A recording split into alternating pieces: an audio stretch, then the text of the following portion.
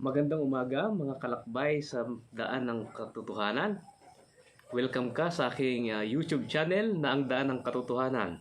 At sana sa pagdating sa iyo ng video ito, ikaw ay maligaya, ikaw ay may pagpapalang galing sa Diyos, masaya ang iyong pamumuhay, malusog ang iyong pamilya, at higit sa lahat ay kayo nagpupuri at nagluluwalhati sa ating Panginoon. Ano po? Ngayon ay magkakaroon tayo ng panibagong paksa. Totoo ba na ang mga kautusan ng Diyos ay para lang sa Israel? At ito ay hindi saklaw ang mga ibang lahi, yung mga dayuhan. Ano po? At ating titingnan nga kung sa Biblia ay tinuturo ito maging sa bagong tipan. Ano po? At atin pong uumpisahan ang pag-aaral tungkol dito. Ano po? Sapagkat nakikita po ako ng mga post sa social media na ito daw kautusan ng Diyos ay para lamang sa Israel. Ano po? At yung iba nga ay nagsasabi na hindi na dapat magpatuli dahil ang pagtutuli daw ay sa Israel lamang. Ano po? At kung susundin mo yan ay ikawalong araw. Yun nga na may nakalagay sa Biblia. Pero si Abraham ay tinuli ay 90 years old na. Ano po? Yung mga lalaki sa Gerar na tinuli ay mga matatanda na rin. Ano po? At sa bagong tipan, nais nilang tuliin yung mga sumasampalataya na yan po ay, mga matatanda na rin. Ano po? Kapag ikay katutubong Israel, talagang ginagawa sa iyo pong sa iyong bansa na 8 araw ay tinutuli. Pero sa mga bansang hindi naman Israel na ginagawa ang pagtutuli, ay tinutuli po yan sa kahit hindi 8 araw. Yan. At ano naman ang masama kung tuliin sa hindi ika-8 araw? Ano po? Ay di ibig sabihin ba ay kapag tinuli sa hindi ika-8 araw ay nagkakasala? 10 nakalagay namang talata yan. At maraming halimbawa nga sa Biblia na yung mga matanda ay tinuli. Ano po? Hindi po pagtutuli ang ating pag-uusapan. At yung mga kautusan po, kagaya ng 10 utos ng Diyos, ay sinasabi na ito daw po ay hindi dapat sundin ng mga Kristiyano. Sapagkat yan daw ay binigay lamang sa Israel. Ano po? Ano ang utos ng Biblia tungkol sa hindi Israel? Kung ang pag-uusapan ay pagsunod sa utos. Basahin po natin ang Biblia. Levitico 18 talatang 26. Ganito po ang ating mabasa. Subalit inyong tutuparin ang aking mga tuntunin at ang aking mga batas. Ano daw po tutuparin? Mga tuntunin. O, hindi lang po isang tuntunin. Mga. Yan ay tumutukoy sa lahat. At ang aking mga batas. Ano daw po? Batas lang ba? Hindi sinabi pang ang aking batas. Hindi po. Ang aking mga batas. Tumutukoy po yan sa lahat ng batas ng Diyos. At huwag ninyong gagawin ng alinman sa mga karumaldumal na ito, maging ang mga katutubo o ang mga dayuhan na naninirahang kasama ninyo. Yung katutubong Israel ay huwag gagawa ng mga labag sa mga tuntunin at mga batas ng Diyos. Yung katutubong Israel at ang mga dayuhan. Napakalinaw po. Ano po? Hindi lamang Israel ang gagawa ng mga batas ng Diyos, ang susunod sa mga batas ng Diyos, kundi niliwanag ng talata na pati mga dayuhan ay dapat susunod. Kaya halimbawa, yung batas na tungkol sa Sabat, yung tubay para lang sa katutubong Israel, ay tingnan nga natin yung Exodo, yung pinakang utos mismo. 20 talatang 8 hanggang 11. Ganito po ang ating mababasa sa utos na ito. Tingnan po nating mabuti kung tama nga bagang Israel lamang. Ano po? Alalahanin mo ang araw ng Sabat upang ipangilin. Ingatan itong banals. Ano po? 6 na araw kang gagawa ng iyong gawain at lahat ng iyong 6 na araw kang gagawa at iyong gagawin ang lahat ng iyong gawain. Ngunit ang ika-7 araw ay Sabat sa Panginoon mong Diyos. Sa araw na yan ay huwag kang gagawa ng anumang gawain. Sino daw huwag gagawa? Ikaw. At ang iyong anak na lalaki. Ikaw at ang iyong anak na lalaki. Sino-sino pa? ang iyong anak na babae, minsan kasi babae, tagapagluto, ay wag na magpapahinga din. Ang iyong aliping lalaki, yung bang alipin ay Israelita po yan, hindi po yan, tag-ibang bayan po yan, yan po yung dayuhan. Ano po? Bumibili sila ng alipin na mga dayuhan. Aliping lalaki at ang iyong aliping babae, at ang iyong baka, pati baka, at dahil ginagamit sa pagtatrabaho ang baka bawal din, magpapahinga din. Ang dayuhang nasa loob ng iyong mga pintuan, di pag may dayuhan, ay magpapahinga. Dahil yung dayuhan, sila po yung dapat magpahinga talaga. Bakit? Ikaw kasi amo, yung mga dayuhan, tag-ibang bayan, mga nagtatrabaho yan sa bayan ninyo, kaya nandun. Ang daming mga Pilipino dun sa Israel, di ba baga? At sila, kaya nandoon, umabroad sila para magtrabaho at mabibigat ang trabaho nila. Kaya sila, dahil ang Diyos ay Diyos ng pag-ibig, ay huwag naman ninyong gagawing alipin ang magtatrabahuhin yung mga nagtatrabaho sa inyo kahit Sabat. Kaya yung mga dayuhan na taga-ibang bayan, ay dapat sila'y magpapahinga. Yan. Kaya ang utos tungkol sa Sabat ay hindi lang para sa Israel. Napakaliwanag dito sa utos mismo na ito'y para din sa dayuhan. At doon sa Levitico 18:26 ay napakalinaw, na ang mga batas na iniutos ng Diyos sa Israel ay dapat sundin ng mga dayuhan. Dapat gawin ng mga dayuhan. Yan, napakaganda. Kaya napakamali ang doktrina at pananaw ng marami na ang mga utos ng Diyos daw ay para lang yan sa Israel. Napakalungkot po nito. Leviticus 24:22, inulit po. Ganito po ang nakalagay, 24:22 ng Levitico. Magkaroon kayo ng isa lamang batas. Kasi huwag mong pagbibigyan ng pagkakaiba yung batas mo bilang ikaw ay Hudyo, na ibang batas para sa dayuhan. Hindi po ganyan. Magkakaroon kayo ng isa lamang batas para sa dayuhan at para sa katutubo. Yung katutubong Israel at mga dayuhan ay iisa lamang ang dapat sunding batas. Kaya kapag sinabi mong ipangilin ang Sabat, yan ay dapat sundin din ng mga dayuhan. Hindi yung ikaw lang ang magpapahinga at yung dayuhan ay hindi magpapahinga. Ayan. Napakalinaw, ang Diyos ay Diyos ng pag-ibig. Kaya pag inutos niya magpahinga, dapat lahat ng tao magpapahinga. Yan po. Kaya sabi, iisa lamang ang susundin ng katutubong Israel at ng mga dayuhan. Sapagkat ako ang Panginoon ninyong Diyos, hindi dapat merong double standard na batas. Ibang batas sa dayuhan at ibang batas sa Israel. Kaya ganyan. Hindi totoo yung mga paratang na ang utos at ang mga kautusan ay para lang sa Israel. Napakalinaw po ng mga talatang ito. Inulit po yan dito sa bilang 15:16. Tingnan po ninyong mabuti. Bilang 15:16. Magkaroon sa inyo at sa dayuhan na nakipamamayan sa inyo ng isang kautusan at isang batas. Yan. Sa mga dayuhan, ay magkakaroon ng isang kautusan. Hindi yung double standard na kautusan na iba ang utos sa Israel at ibang utos sa hindi Israel. Nagkakamali po tayo sa bagay pong iyan. At anong sabi ng ating Panginoon Jesus nang siya'y naparito dito sa lupa? Sapagkat ang utos sa kautusan nasa kautusan na kung anong utos sa Israel ay gayon din ang utos sa dayuhan. Anong sabi ng ating Panginoon Jesus sa 38 ng Juan? Ganito po ang ating mababasa. Sapagkat ako'y bumaba mula sa langit, hindi upang gawin ko ang aking sariling kalooban, kundi ang kalooban ng nagsugo sa akin. Ano ba ang kalooban ng Diyos na nagsugo sa Kanya na dapat niyang gawin? Ay nandun po ang batas. Sabi, ay huwag kayong magkakaroon ng ibang batas. Iisa lamang ang batas para sa katutubong Israel at mga dayuhan. Yan po. At dahil yan po ay isa lamang dapat ang batas, anong sabi sa Mateo 5?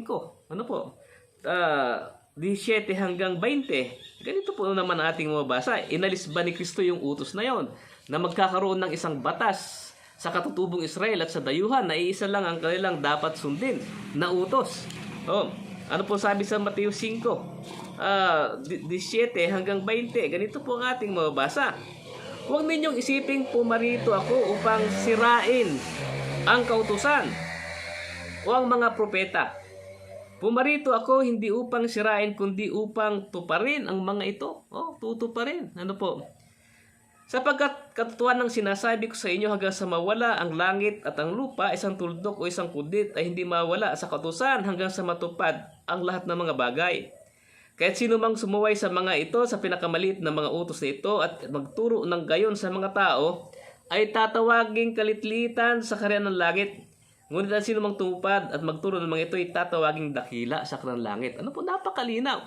Hindi dapat ituro na wala na ang kautusan ito. Na pag sinabi ng kautusan na isa lang ang batas na susundin ng dayuhan at ng katutubong Israel, ay hindi po yan inalis ni Kristo, yan po ay nagpapatuloy hanggang sa kapanuhan ni Kristo. At sino mang magsabi na yan ay inalis na, ay tatawaging, sabi dito ay pinakamaliit. Ano po, ibig sabihin ay walang kwenta sa harapan ng langit. Ano po, yan. Sapagkat sinasabi ko sa inyo, malibang humigit ay yung katuwiran sa katuwiran ng mga eskriba at parisiyo ay hindi kayo makakapasok sa kanang langit.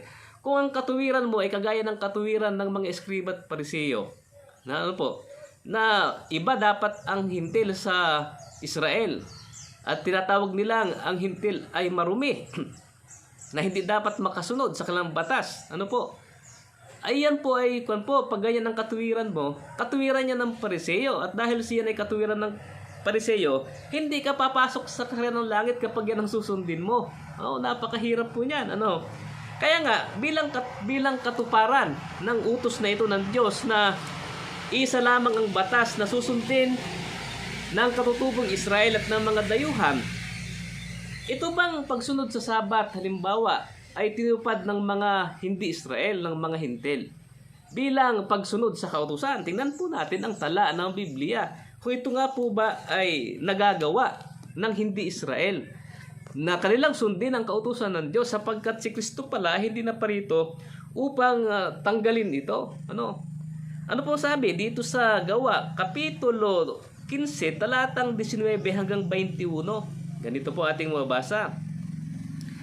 Kaya't ang hatol ko ay huwag nating gambalain ang mga hintil na nagbabalik loob sa Diyos. Sino-sino daw po itong susulatan nila na hindi na dapat nila gambalain pa.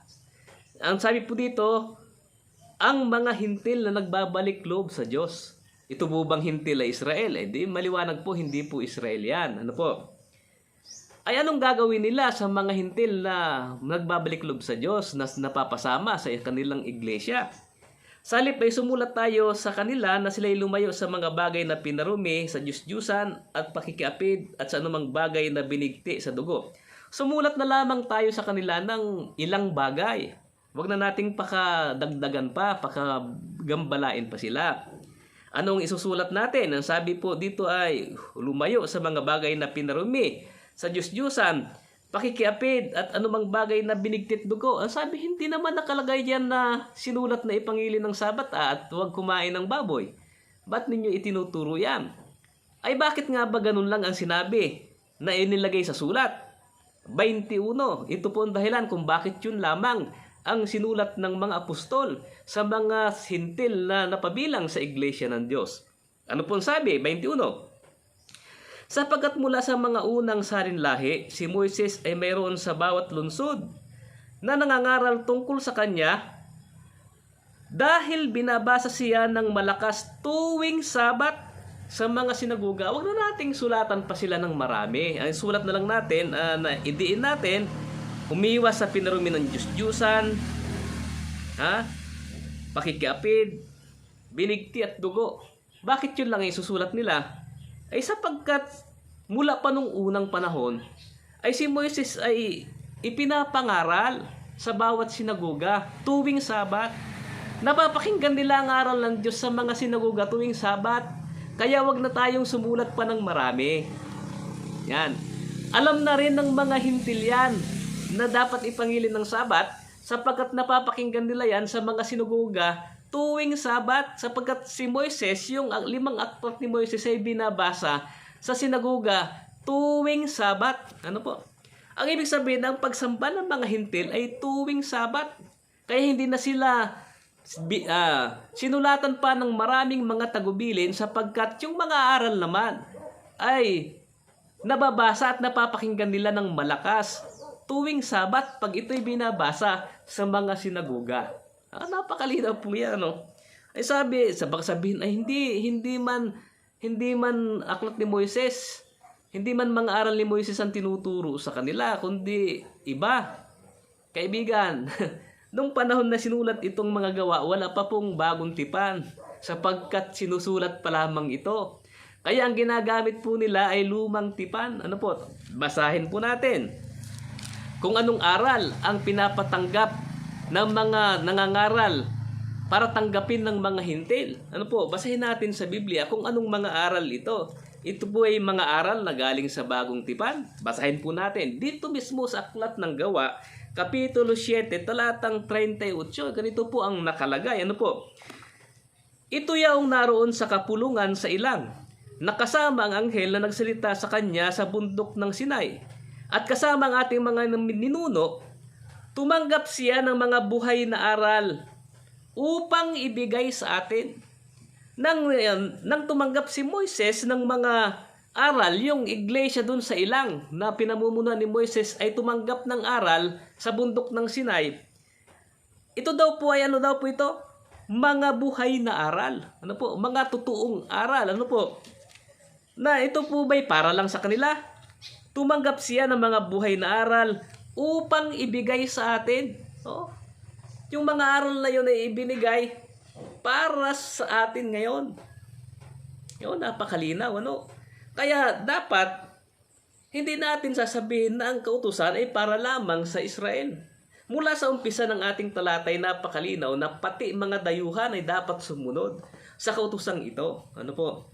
At bilang pagsunod, ang mga Kristiyanong hintil na nabautismuhan ay ano po?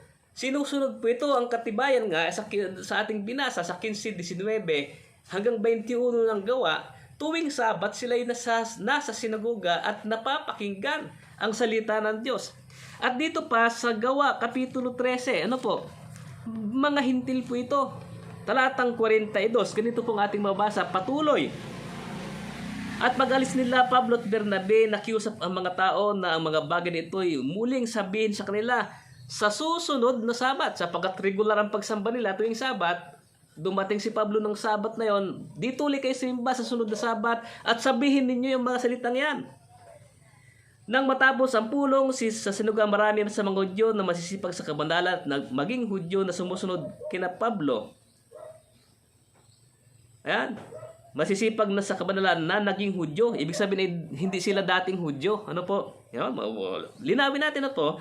Nang matapos ang pulong sa sinagoga, marami sa mga Hudyo at masisipag sa kabanalan na naging Hudyo. Hudyo na sila sapagkat na-convert sila sa pagiging Hudyo. Ibig sabihin, dati po silang dayuhan. Ano po? Ay sumunod ka na Pablo at Bernabe na nagsasalita at humikayat sa kanila na magpatuloy sa biyaya ng Diyos.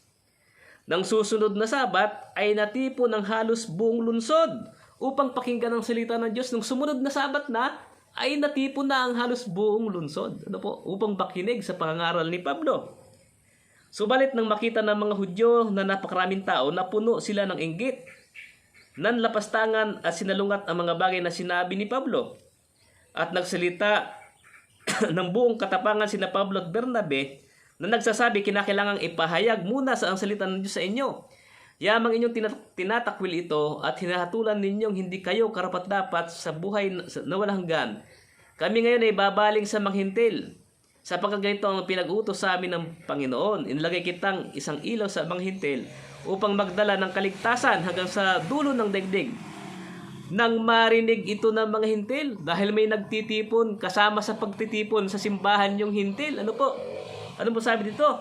Nagalak sila at niniwalhati ang salita ng Diyos at sumampalataya ang lahat ng mga tinalaga sa buhay na walang hanggan. Sapagkat doon sa pagtitipon, sa pagsamba tuwing Sabat ay mayroong mga hintil na talagang sumasamba. Ano po? At sila po talaga ay, katunayan kanina, yung isang, kung sumama ka na Pablo, ay hindi dating Hudyo, na-convert lamang sa pagiging Hudyo. Ano po? Ay ano pong sabi? Yung mga hintil na nakikinig sa ng pabalita na yan, sapagkat nakinig ang buong bayan sa pangangaral. Ano po? Ay natuwa nang sabihing ipapangaral ng Ebanghelyo sa mga hintil. Yan, napakaganda. Ano po? Kaya nga nung napangaral na sa mga hintil ang Ebanghelyo, marami pong hintil ang sumampalataya. Kaya nga dito sa 15 ay sumulat na lang mga alagad na wag na silang bigyan ng mabigat na pasan, sapagkat nababasa naman ang kautusan ni Moises tuwing Sabat. Ano? May halimbawa ba ng hintil na sumampalataya? Isa na yan, si Cornelio sa Gawa, Kapitulo 10. Ano po? Kaya ngayon, napakalinaw na ang kautusan na yan ay para sa bayan ng Diyos. Ano po? Doon sa iglesia ng Diyos. Ano po? At sabi nga po dito sa Apokalipsis, Kapitulo 14, talatang 12, yung bayan ng Diyos, sila po yung mga banal. Ganito po sabi, narito ang panawagan para sa pagtitiis ng mga banal, sa mga tumutupad sa mga utos ng Diyos at tumahawak na matatag sa pananampalataya ni Jesus. Ano daw po ang katangian ng banal? Sila po'y tumutupad sa utos ng Diyos. Ito po ba ang banal na ito ay Israel lamang? Sapagkat sabi ng marami, para lang sa Israel ang 10 utos, ang kautusan. Ang sabi po dito, yung mga banal ay sumusunod sa utos ng Diyos. Ano po? Sino-sino ba itong banal? Basahin natin kung sa Biblia kung sino-sino ang banal. Ito bagay Hudyo lamang. Tingnan po natin ang Biblia. Dito sa aklat po ng Korinto. Napakaganda po nito. Unang Korinto Kapitulo 1, talatang 2. Pilipos pala ito. Kaya pala iba yung aking mababasa. Unang Korinto Kapitulo 1, talatang 2. Yan. Ano pong ganito? Sa iglesia ng Diyos na nasa Korinto. Ano po? Sa mga ginawang banal kay Kristo Jesus. Mga tinawag na banal. Kasama ng lahat na nasa bawat lugar na tumatawag sa pangalan ng ating Panginoong Jesucristo na kanila at ating Panginoon. Yung palang banal ay tumutukoy sa iglesia. Kagaya dito sa iglesia sa Korinto. At ikaw, kung sinasabi mong kabilang ka sa iglesia ng Diyos at ikaw ay banal, ang dapat ang katangian mo ay sumusunod sa utos ng Diyos. At isa sa utos ng Diyos bilang halimbawa ng pagsunod ay ang Sabat na nakita natin sa Gawa 15, 19 hanggang 21 at Gawa Kapitulo 13, 42 hanggang 48. Napakalinaw po niyan. Hindi dapat mawawala ang pangingilin ng Sabat. Ano po? Napakatibay po nito ng ating pag-aaral na ito. Kaya ito yung ating muling ginawa, bagamat natalakay ko na nung una dahil sa mga post sa social media na inaatake ang pagsunod sa utos ng Diyos. At talagang nakikita natin na ang turo na ito ay paglapastangan sa Panginoon. Ano po? At doon nga sa aking mga ginagawang post na yan po ay sa Facebook, ano po, na nakikita po ninyo, nagpupus ako, may larawan, pagkatapos meron akong mga sinulat doon upang salagin yung mga pagbibintang na mali. Ano po, dahil ang mga naggumagawa niyan ay yung mga nagtuturo na hindi na dapat sundin ang utos ng Diyos. At ngayon, napatunayan natin na ang utos ng Diyos ay hindi lamang para sa Israel, kundi ganun din naman para ito sa lahat ng tao. Kaya nga po, sa huling talata, ano po, mababasa po natin sa Isaiah 51 verse 4. Ano po ang isang talata? Hindi po para sa Israel lamang. Isaiah 51 verse 4. Ganito po ating mababasa. Makinig ka sa akin, bayan ko, at pakinggan mo ako, bansa ko, sapagkat magmumula sa akin ang isang kautusan at ang aking katarungan bilang liwanag sa mga bayan. Yung bayan ko, yung Israel, iisa lang po yun. At yung bansa niya, yung Israel, magmumula daw sa Diyos sa isang kautusan at yan ay susundin ng lahat ng bayan. Hindi lamang yung bayan ng Israel. Napakaliwanag. Ano po? Kaya napakalinaw, ang Diyos ay talagang dapat nating maluwalhati sa pamamagitan ng pagsunod sa kanyang kautusan. Hindi para maligtas, kundi ito'y pagpapakita ng pag-ibig sa Diyos. Ano po, hindi po yan paraan para maligtas. Ang paraan ng kaligtasan sa sino mang sumasampalataya ay biyaya ng Diyos. Ano po, yung pananampalataya. Subalit, ang pagsunod ay hindi paraan para maligtas. Yan po ay pagpapakita ng pag-ibig sa ating Panginoon. Maraming salamat po sa panunood ninyo at sana'y natapos ninyo ang aking bidyong ito. Ang pagpapala ng Panginoon ay sumaating lahat.